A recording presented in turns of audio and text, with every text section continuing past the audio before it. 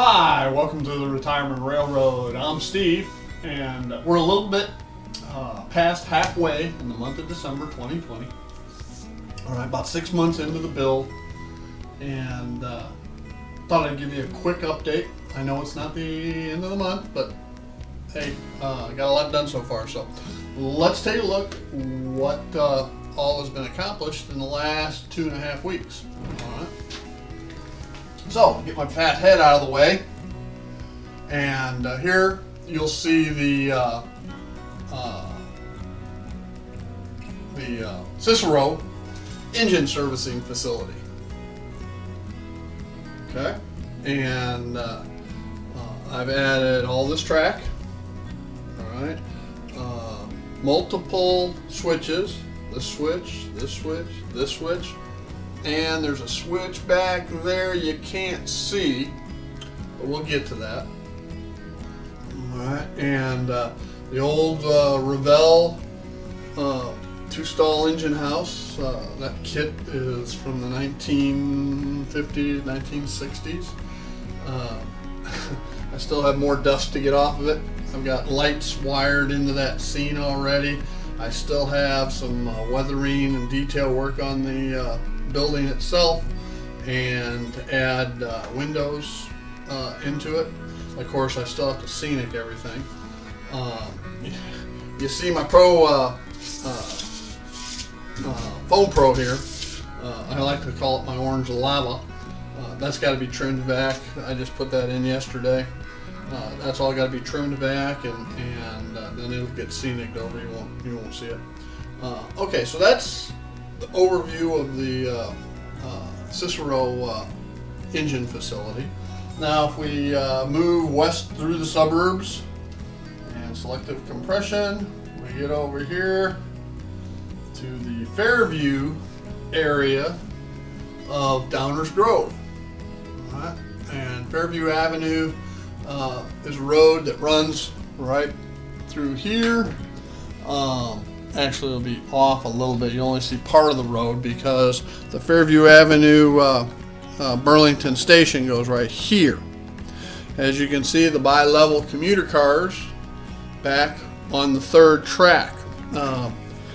As I've mentioned before, the CB&Q had a racetrack running between downtown Chicago and Aurora.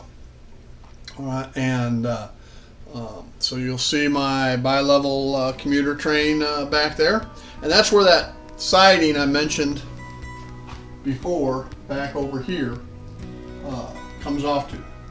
Okay? And behind here's another siding that you can't see that services the Pepperidge Farm Bakery. All right. Then in the foreground we have the Heinz Lumberyard. And I've got office goes here. All right, we'll have a sign here and lights, a light underneath here, a light underneath here. Underneath both sheds, a light over here at the unloading platform, and a light back here at the materials dock. And I say materials, it's Walther's coal dock, but I will have some sand, some coal, and some gravel back here. All right, piles underneath there. Okay, and a loader probably, and then a flat car will come unload lumber up here. I'll probably have a forklift and some guys working up there. I still have to make lumber to go in the sheds, and that'll be interesting to do. And and all these lights yet to do. I've got, as I mentioned on a tip of the day in the past, I got to come in and paint the inside walls and even this top black so the interior lights don't bleed through. All right. And let's see what else. Oh, okay. One big improvement is lighting. Now you can't really tell because the camera adjusts, but I want you to look right over here in this general vicinity.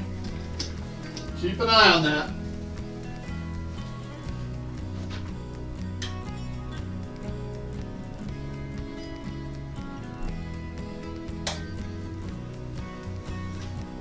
As you can see, we've added some lighting. And there are now 6 of these double LED tubes around the layout, positioned such so that they do not cast adverse shadows around the layout.